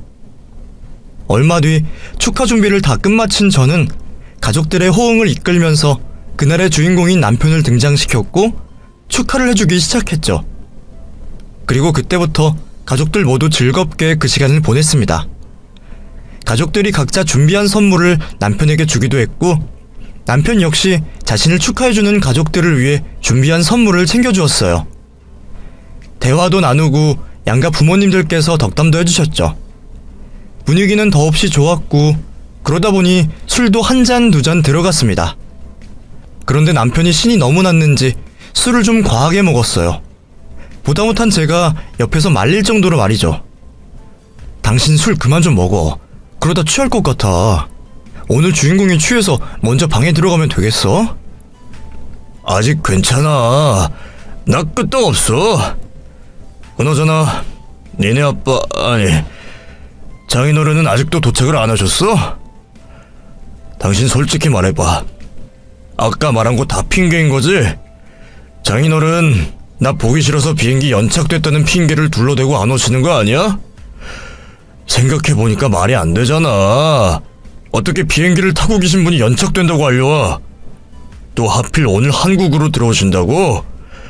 난 장인어른이 출장 갔다는 소리도 못 들었는데. 당신 취했어? 아니면 정신이라도 놓은 거야? 다른 가족들도 있는데 말을 왜 함부로 해? 그리고 거짓말은 무슨 거짓말이야? 비행기가 연착되었다는 연락은 경유하는 공항에서 하셨고, 오늘 한국으로 들어오시는 건 특별히 당신 축하해 주려고 출장을 일찍이 끝마치시고 오시는 거야. 당신 이제 그만 마셔. 내가 분명히 말했어. 지금 보니까 슬슬 춥게 오르는 것 같은데 여기까지만 해. 당신 더 마시면 실수할 것 같으니. 그때부터 불안해지기 시작했어요. 남편의 혀가 조금씩 꼬여가고 있었고 말이 막 튀어나오기 시작했거든요. 또 유독 저희 친정아빠가 집에 오는 일에 대해서 집착을 보였습니다. 그래서 남편에게 더 이상 실수하지 않게 술은 그만 마시라고 했죠. 중간중간 술을 입에 대려는 남편을 제지하기도 했고요. 하지만 저도 가족들과 대화도 해야 했고 주방과 거실을 왔다 갔다 하면서 음식이나 음료를 채워야 했기 때문에 계속 남편만 신경 쓸 수는 없었어요. 그러다 보니 남편이 제 눈을 피해 술을 계속 마셨던 것 같습니다. 저에게는 안 먹은 척을 하면서 말이죠. 저는 제 앞에서 술병과 술잔에 손을 대지 않는 남편을 보고 안심을 해버리고 말았고요. 그래서 그날의 일이 벌어지게 되었던 거죠. 남편과 친정아빠에 대한 대화를 나누고 난 뒤 얼마 되지 않아 친정아빠가 공항에서 곧장 저희 집으로 오셨습니다. 현관문을 열고 들어오시는 아빠의 양손에는 남편에게 줄 선물들이 가득했어요. 저는 피곤하실 텐데도 불구하고 남편을 축하해 주시려고 집으로 와주신 아빠께 고마워서 바로 품에 안기게 되었습니다. 그런데 그때 뒤에서 집안을 울리는 남편의 목소리가 들려왔어요. 만취를 했는지 제대로 발음도 못하는 고성의 목소리가 말이죠. 아이씨, 기분 잡쳐버렸네. 방금 전까지는 기분 진짜 좋았는데. 여보, 당신 때문에 내 기분이 잡쳐버렸어. 정확히는 니네 아빠 때문에 방금 전까지 좋았던 내 기분이 엉망이 되었다고. 알아?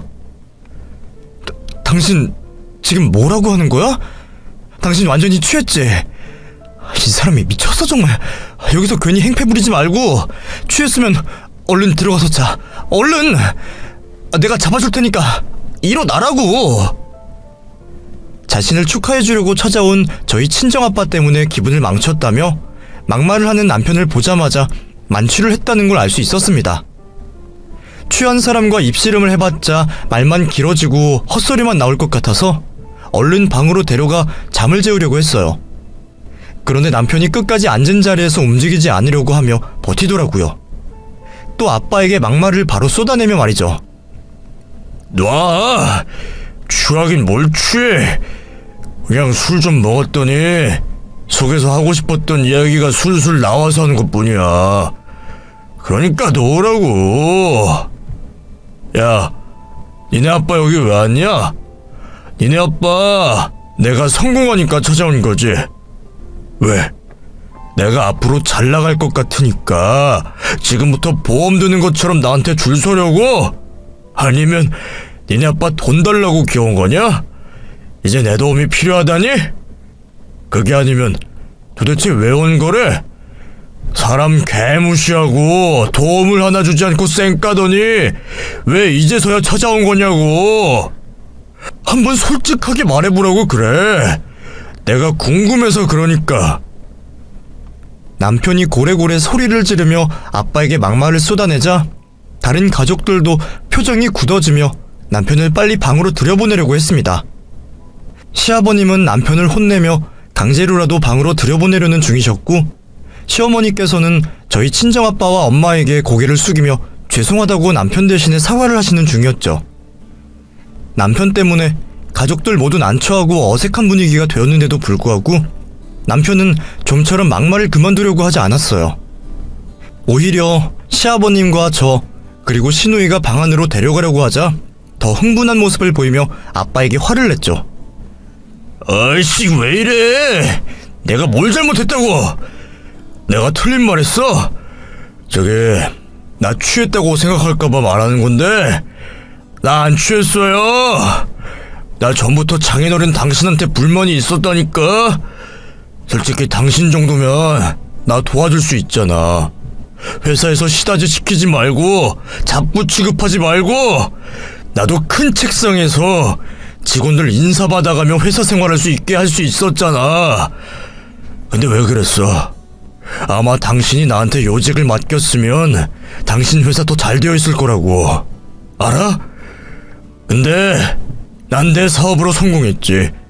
그리고 당신은 땅을 치고 후회하고 있을 거고. 맞지? 에이, 보는 눈도 없으면 무슨 사업을 하겠다고. 당신 예전에는 어땠을지 몰라도 이젠 구닥다리야. 사람이 늙어서 총기를 잃었다고. 나도 이제 사업 잘 되고 있으니까 당신 따위는 필요 없어.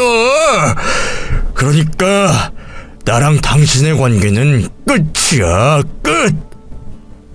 저 사람이 나한테 쌓인 게 많았나 보네. 사돈 괜찮습니다. 그냥 두시죠. 이런 날 아니면 또 언제 캐캐묵은 속마음을 털어놓고 이야기하겠습니까? 오해가 있으면 풀고 그동안 서운한 마음이 있으면 쏟아내서 완전히 털고 가는 게 낫죠. 그래, 자네. 더 자세히 이야기해봐. 뭐가 그렇게 서운하고 화가 났었는지. 아빤 아랫사람이, 그것도 서희라는 인간이 그런 식의 막말을 하는데도 표정 하나 구겨지지 않으셨고, 되려 이번 기회에 조금이라도 남아있을 서운한 감정을 털고 가자며 남편에게 속에 있는 말을 더 털어놓으라고 하셨습니다. 아빠가 그렇게 말씀을 하시니 저와 시댁 가족들 모두 남편을 말리던 걸 그만두게 되었죠. 그렇지만 이미 선을 넘어버린 남편이 더한 짓을 할까 싶어 걱정이 되었던 저는 남편에게만 들리도록 적당히 하라고 경고를 했죠. 그랬더니 이 사람이 미쳤는지 해서는 안 될 말을 또 하더라고요. 이번에는 저에게 말이죠. 당신 적당히 해. 술 깨고 나서 뒷일도 생각해야지. 속에 있던 말 하더라도 윗사람 대하는 예의는 지키면서 말하라고. 아이씨, 뭐라는 거야, 짜증나게. 근데 생각해보니까 너도 있었구나. 나 무시하고 내가 하는 행동 족족 시비를 걸고 있는 사람. 이건 내가 나중에 내 성공이 좀 더 확실해지면 말하려고 했는데 이왕 이렇게 된 거 지금 말해야 되겠다. 야, 이거 전부터 생각하고 있던 거니까 갑자기 술김에 하는 생각이라고 착각하지 마. 알겠어? 너 나랑 이혼하자. 하루라도 빨리. 그래야 내가 떼어줄 돈도 적지. 나중에 내 재산이 더 많아지면 내가 더 손해를 보는 거잖아. 사위 못 믿어 하고 도움이라고는 하나 주지 않는 니네 아빠나 사업할 생각하지 말라고 들들 볶고 있는 너나 이제 다 필요 없어. 내 인생에 도움도 안 되는 것들을 왜 내가 곁에 두고 내가 책임지고 있어. 네 입장에서 합의 이혼 못하겠다 싶으면 나한테 이혼 소송 걸어. 왜 이제까지 사업한다고 돈 한 푼 못 벌어오고 가정으로서 역할 내가 못했잖아. 그거 문제 삼아서 소송하라고. 됐어? 그리고 장인어른, 내가 당신한테 할 말이 많긴 한데 이 사람이랑 이렇게 된 마당에 뭘 더 말하겠어. 풀고 말고 할 것도 없으니 됐어. 나중에 상황이 어떻게 되건 나랑 마주칠 생각하지 말고 나한테 도움받을 생각도 하지 마. 아빠 엄마도 이제 그만 가요. 나 이 사람이랑 이혼 관련해서 대화 나눠야 되겠으니. 인간이 어떤 사람인지 확실히 알려면 바닥에 떨어졌을 때보다 가장 높은 곳에 있을 때 봐야 한다고 하던데 그 말이 딱 맞았던 것 같습니다. 남편 그 인간이 사업 좀 성공했다고 마치 이 세상 모든 것을 얻은 사람처럼 굴더라고요. 이제까지 저나 저희 친정아빠나 남편을 위해서 도움 주고 희생한 건 새카맣게 잊어버리면서 말이죠. 저희 아빠가 그 인간에게 도움 주신 건 앞서 설명한 내용으로도 충분히 아실 거예요. 사업 관련해 조언도 해주시고 직접적인 도움도 주셨죠. 그 인간 빈털터리가 되었을 때는 제 동생에게도 해주지 않았던 낙하산 자리까지 만들어주시면서 회사에서 일을 할 수 있게 해주셨던 분입니다. 저는 또 어떻고요. 아내로서 당연하다고 생각해서 굳이 생색을 내진 않았지만 남편 놈이 사업한다고 헛짓거리하고 생활비를 분담 못하는 건 물론 있는 돈마저 까먹었을 때 경제적인 부분을 모두 감당하고 책임졌던 사람이 바로 저였어요. 그러면서도 돈 이야기가 나오면 남편 기가 죽지 않을까 싶어서 장난으로라도 경제적으로 힘들다라는 말은 하지 않았습니다. 당연히 취직이라도 해서 돈을 벌어야 하지 않겠냐며 말은 했지만 그건 생계보다는 남편이 영영 취업도 못하고 사업이라는 꿈만 가진 채 집에서 놀게 될까 싶어서 걱정된 마음의 한마디였어요. 그것만이었을까요? 사고를 치나 안 치나 미우나 고우나 내 하나뿐인 남편인데 밖에 나가서 열심히 사업하라고 회사를 다니는 와중에 단 한 번도 밖에서 음식 싸다가 먹인 적이 없었습니다. 그것들 말고도 남편 알게 모르게 뒤에서 제가 노력했던 것들이 많았어요. 애초에 생각 없는 남편이 다른 것들은 신경 하나 안 쓰고 오로지 자기가 하고 싶어 하던 사업에만 몰두를 할 수 있었던 것만 보더라도 한 집에서 살고 있는 제가 얼마나 많은 희생을 했는지 알 수 있는 대목이었습니다. 그런데 그런 제게 남편이라는 놈은 고맙다는 말은커녕 불만 불평을 넘어서 이혼을 요구하고 있었으니 어이가 없더라고요. 얼마나 어이가 없었으면 처음 그 이야기를 들었을 땐 화도 나지 않았어요. 시댁 가족들 역시 갑작스런 이혼 통보를 하고 있는 남편을 보며 무척이나 당황한 모습이었습니다. 남편 바로 옆에 있던 아버님께서는 남편을 때리며 정신을 차리라고 하셨고 어머님께서는 저희 친정엄마에게 죄송하다 연신 허리를 숙이고 있었죠. 그런데 그때 저희 친정아빠가 남편 코앞까지 성큼성큼 걸어오시더니 귀를 잡고선 뺨을 크게 한 대 때리셨어요. 남편이 주방 쪽으로 날아갈 정도로 아주 세게 때리셨죠. 에이씨, 당신이 뭔데 날 때려? 내가 예진이랑 이혼한다고 했지? 그럼 당신이랑 나랑 남남인 거라고. 근데 당신이 뭔데 날 때려? 내가 아직도 당신한테 잘 보이려고 하는 놈으로 보여? 이 미친놈 오냐오냐 해줬더니 그 끝을 모르고 기어올라? 그래, 네가 이제 돈 좀 벌었다는 거지? 돈이 좀 들어오니까 보험으로 두고 있던 처가집 장인도 거슬리기 시작하고 주변에 여자도 슬슬 꼬이니까 내 딸만으론 만족을 못하겠나 보지? 이 쓰레기 같은 새끼, 인간이 좀 약은 면도 있고 가볍긴 했어도 내 딸은 평생 사랑해줄 것 같아서 이제까지 참아주고 있었는데 이 짐승만도 못한 새끼가 사업 그거 조금 성공한 것 같다고 배우자에 대한 약속과 마음을 손바닥 뒤집듯 바꿔? 너희 새끼, 내가 오늘 정신 차리게 해주마. 너, 네 주제가 어떤지 정확히 깨닫게 해줄게. 가만히 있어봐라. 아빠에게 뺨을 맞고 주방 쪽에 처박힌 남편은 흥분을 한 상태로 막말을 쏟아냈어요. 아빤 그런 남편에게 네 주제를 알게 해주겠다며 어디론가 전화를 끌고 계셨고요. 처음엔 아빠가 경찰에 전화를 하나 싶었습니다. 그렇지 않고서야 갑자기 휴대폰을 꺼내들어 전화를 왜 하겠어요? 그런데 사위에게 욕을 먹었다고 경찰에 신고를 할 수 있는 것도 아니고 주먹을 휘두른 쪽은 아빠였으니 경찰은 아닌 것 같더라고요. 그래서 어디에 전화를 하나 싶었죠. 그런 저의 궁금증은 곧바로 이어진 아빠의 통화 내용으로 인해 해소가 되었습니다. 그리고 그 자리에 있었던 가족들 모두가 모르고 있었던 비밀이 밝혀졌죠. 네, 사장님. 주말에 죄송합니다. 다름이 아니라 제가 부탁이 하나 있어서요. 저번에 제가 말씀드린 회사 물량이요. 네, 제가 부탁드렸던 거기 계약이 정확히 어떻게 되어 있습니까? 지금 물건 끊어도 손해보시는 약관 있습니까? 아, 아니에요. 그러면 거기 물건 전부 다 끊으세요. 혹시라도 손실 있는 부분 있으시면 저희가 보존해 드릴 테니 당장 연락해서 물건 끊고 계약 파기하세요. 설명은 제가 월요일날 찾아가 뵙고 직접 말씀드리겠습니다. 네, 감사합니다. 갑자기 업무 통화를 하신 아빤 전화를 끊자마자 또 다른 곳에 전화를 하셨고, 이번에도 아까 전과 같은 통화를 하시곤 끊으셨어요. 그런 전화 통화를 몇 번이나 하시다 대뜸 남편에게 말씀을 하셨죠. 내가 흥분해서 어디다가 부탁 전화를 돌렸는지 기억도 다 안 나네. 자네 회사랑 계약한 곳들 전부 기억하고 있지? 거기 전부 알려줘봐. 그게 무슨... 방금 통화한 걸 들어놓고도 무슨 내용인지 모르겠나? 지금 이 순간에 내가 누구 거래처를 끊어놓고 있겠어? 한 사람밖에 더 있어? 그제야 친정아빠가 지금까지 연락한 곳들이 어디였는지 감이 오기 시작했습니다.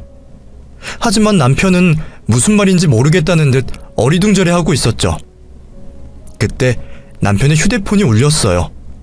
상황이 상황인지라 남편은 전화 받는 걸 머뭇거리고 있었는데, 아빠가 무슨 전화인지 알고 있다는 표정으로 전화를 받으라고 하셨죠. 이상함을 느끼면서도 전화를 받은 남편은 통화를 하면서 점점 안색이 변하기 시작했습니다. 그리고 통화가 끝이 났을 땐 정신을 놓은 것처럼 멍하니 앞만 바라보고 있었죠. 왜? 그렇게 자신 있어 하던 사업이 잘 안 되나 보지? 거래 못하겠다고 계약 파기하겠다는 소리라도 들었나? 그럼 이거 전부 아버님께서... 아버님? 당신이라고 할 땐 언제고 이젠 또 아버님이라고 불러? 하기야, 자기 입으로 뭐라고 부르든 상관없지. 내가 자네를 사위로 생각 안 하면 되니까. 그래, 내가 자네 거래처 사장님들에게 거래 취소하라고 연락 돌렸네. 직접 귀로 들으니까 이제 무슨 일이 벌어지는지 알겠나? 아니, 아버님께서 왜... 그리고 사장님들이 전부 거래를 왜 끊겠다고... 지금까지 자네 사업이 술술 잘 풀린 이유가 전부 자네 덕분이라고 생각하나? 자네 사업이 그 정도로 준비가 잘 되었다고 생각해? 그렇게 생각한다면 자네 평생 사업할 생각하지 말게. 원가 계산도 도면도 전부 엉망진창인 자네 사업, 내가 자네 알게 모르게 공장부터 시작해서 거래처까지 도와주고 있었던 거야. 자네가 운이 좋아서 도면 전부 수정해주고 원가 계산까지 해주는 공장장을 만난 줄 아나? 어떤 정신 나간 사람이 듣도 보도 못한 회사의 물건을 덤핑 치듯이 받아줘. 그것들 전부 내가 해준 거야. 내가 거래처 사장님들께 재고 쌓이면 소매가로 계산해서 전부 다 회수하겠다고 부탁을 해서 자네 물건 들어갈 수 있게 다리를 놨던 거라고. 당연히 망할 거라고 생각한 남편의 사업이 성공한 것처럼 보일 수 있었던 건 전부 저희 아빠가 뒤에서 몰래 도움을 주고 있었기 때문이었어요. 그런 도움을 주셨던 이유도 있었죠. 아빠는 남편이 자신의 회사를 퇴사할 때 나눴던 대화로 인해 미안한 마음이 있었던 것 같습니다. 아빠의 말이 다 옳은 말이긴 했지만 그래도 하나뿐인 딸의 남편이 부리는 투정에 마음이 약해지셨던 거죠. 그래서 어떻게 도움을 주실까 계속 고민을 하고 계셨던 것 같아요. 그러다 남편이 또다시 사업을 시작하게 되니 남편 사업을 알게 모르게 뒤에서 도움을 주시기로 한 거죠. 나서서 도와주실 수도 있었겠지만 이전 남편과 큰 목소리가 오갔기 때문에 마음이 상한 남편이 자신의 도움을 거절할까 싶어서 뒤에서 몰래 도움을 주셨고요. 그래서 아빠가 말한 대로 남편이 말도 안 되는 제품 도면을 가지고 가도 공장 대표분에게 제품 도면을 받아 자신의 회사 직원들을 시켜 제대로 된 도면으로 수정을 시켰고, 제품을 만드는데 이런 소재가 좋다, 또 이렇게 해야 원가가 절감된다며 다른 분들을 통해 알려주시기까지 한 거죠. 거기다 제품을 판매할 수 있게 거래처를 잡아주신 것도 전부 저희 친정아빠 입김이었고요. 그러니까 정확히 말하자면 남편은 회사만 만들어 놓고 기분만 내고 있었던 겁니다. 일은 전부 아빠가 하고 있었던 거죠. 남편은 자신이 은혜를 입은 것도 모르고 사업이 성공했다며 어깨가 잔뜩 솟아올라 있던 거예요. 그러면서 저와 아빠에게 막말을 하고 이혼까지 요구했던 거고요. 남편이 이 모든 사실을 저희 아빠에게 들었을 때는 이미 되돌릴 수 없는 실수를 저지르고 난 뒤였습니다. 아빠는 남편에게 오늘 일을 평생 후회하게 만들어주겠다는 말을 남기시고 저를 데리고서 가족들과 함께 집을 나서셨죠. 그렇게 자신 있어 하던 사업이었으니 이번 위기 혼자서 잘 이겨내보게. 그리고 자네가 이번 일을 어떻게든 넘겼다고 해도 안심하지 마. 내가 계속 지켜보며 자네가 무슨 사업을 하든 어떻게든 상관하지 않고 계속 방해를 할 테니. 이제 우리 남남 아닌가? 그렇지? 앞으로 나한테 용서 구한다고 또 도움 구하려고 찾아올 생각 말고 내 딸 주위에도 기웃거리지 말게. 그렇게 저는 넋이 있는 남편을 지나쳐서 집을 나와 친정으로 가게 되었어요. 그리고 얼마 지나지 않아 남편의 사업이 바로 문제가 생겼다는 걸 지인을 통해서 듣게 되었죠. 아빠가 물꼬를 터준 거래처가 끊게 되자 남편은 계속 잘 팔릴 줄 알고 생산하고 있던 엄청난 양의 재고들을 고스란히 떠안게 되었습니다. 거기서부터 문제가 시작되었죠. 물건이 팔릴 곳이 없으니 자금이 유통이 멈춰버리게 된 거예요. 거기다 사업 시작 후 성공의 낌새가 보이자마자 바로 사치를 일삼았던 탓에 대출받는 것도 한계가 있었습니다. 남편은 진퇴양난의 상황에 처하자 도움받을 곳이 한 군데밖에 없다고 생각했고 결국 저에게 찾아왔죠. 그리곤 저희 친정아빠와 만날 수 있게 자리를 만들어달라고 했습니다. 여보, 장인어른 아직도 나한테 화나 있으셔? 많이? 당신이 옆에서 장인어른께 말 좀 잘해봐. 이러다 나 정말 큰일 나게 생겼다니까. 내가 아버님 뵈면 무릎 꿇고 머리 박으면서 잘못했다고 싹싹 빌 테니까 우선 아버님과 내가 만나게만 해줘. 당신도 언제까지 집 나서 지낼 수 없잖아. 아버님께서 화를 빨리 풀어야 당신도 집으로 돌아오지. 어이가 없네. 내가 왜 당신이랑 우리 아빠를 만나게 해줘? 또 내가 왜 당신이 있는 그 집에 가고 싶어 한다고 생각해? 뭐? 그럼 지금처럼 떨어져서 지낼 거야? 당신도 그날 일 때문에 화난 거야? 그때 내가 당신한테 한 말은 아버님께 서운해 있는데 당신이 뭐라고 하니까 내가 순간 실수를 한 거야. 진심이 아니라니까. 진심이 아닌데 뭘 어쩌라고. 내가 당신이 싫어서 이혼할 건데 그게 무슨 상관이야. 나 오늘 이 자리 나온 거 이혼 관련해서 당신과 대화 나누려고 온 거야. 그러니까 거기에 대해서만 이야기하자. 진짜 당신까지 왜 그래? 내가 잘못했어. 다시는 안 그러겠다니까? 내가 앞으로 맥주 한 모금도, 아니 알코올이 든 거라면 음식도 안 먹을게. 그리고 절대 이혼의 이자도 안 꺼낼 테니까 그만 용서해줘. 이혼을 결정하는데 그날 일이 결정적이긴 했지만 그날 일 때문만은 아니야. 매번 우리 아빠 당신 사업하는데 이용하기만 했지? 정작 사위로서 해야 할 행동은 하지도 않았잖아. 그리고 성공하고 나서는?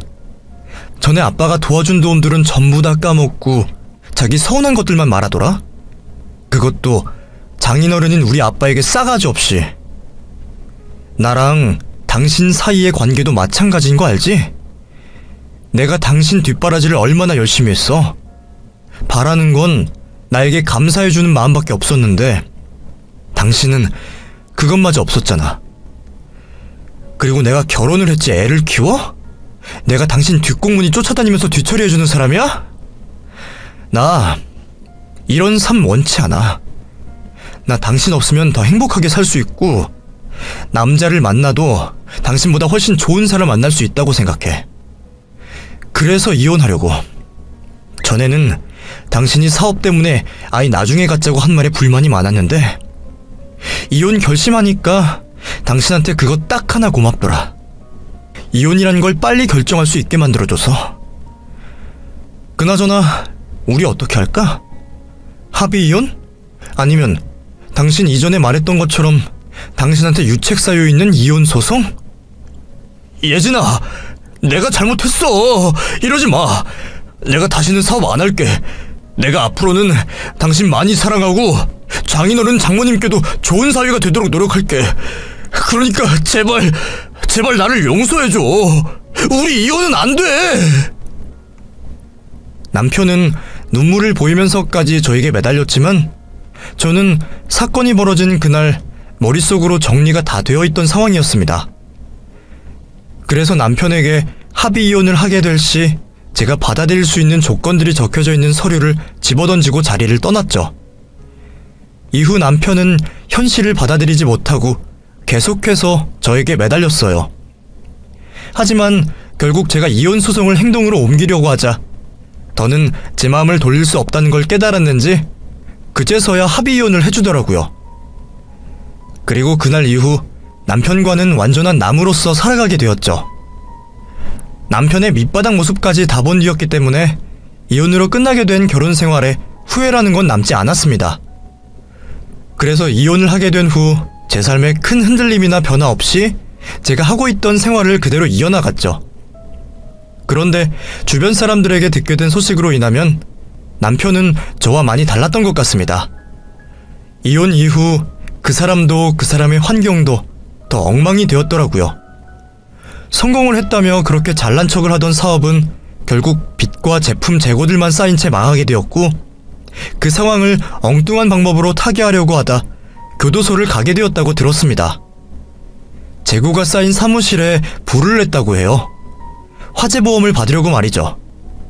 하지만 그 범죄 행각이 경찰들에게 밝혀지게 되면서 결국 교도소를 가게 되었다고 했습니다. 형은 짧았다고 하는데 사회로 복귀해서도 남은 건 빚밖에 없으니 제대로 된 삶을 못 살았나 봐요. 빚은 파산 신청을 해서 해결했지만 전과 때문에 취직이 힘든 건지 아니면 삶의 의욕을 잃었는지 흔히 말하는 하루 벌어 하루 먹고 사는 삶을 살고 있다고 합니다. 그러면서 저와 친정아빠 탓을 아직도 하고 있다고 하네요. 잘 나가던 자신의 사업 실패가 전부 저희 부녀 때문이라면서 말이죠. 아마 그 사람은 평생 그런 삶의 태도로 살아갈 것 같아요. 잘못된 것들 모두 남 탓만 하며 살아가는 패배자의 인생을 말이죠. 그런 인간과 빨리 헤어지게 되고 지금의 행복한 삶을 살 수 있게 해준 그날의 그 일이 전 너무 감사합니다. 그 일이 아니었더라면 저도 그 인간 옆에서 어떤 꼴을 하고 있을지 모르니까요. 제가 여러분들께 들려드리고 했던 이야기는 여기까지입니다. 그럼 저는 여기서 인사를 드릴게요. 긴 글 끝까지 읽어주셔서 감사합니다.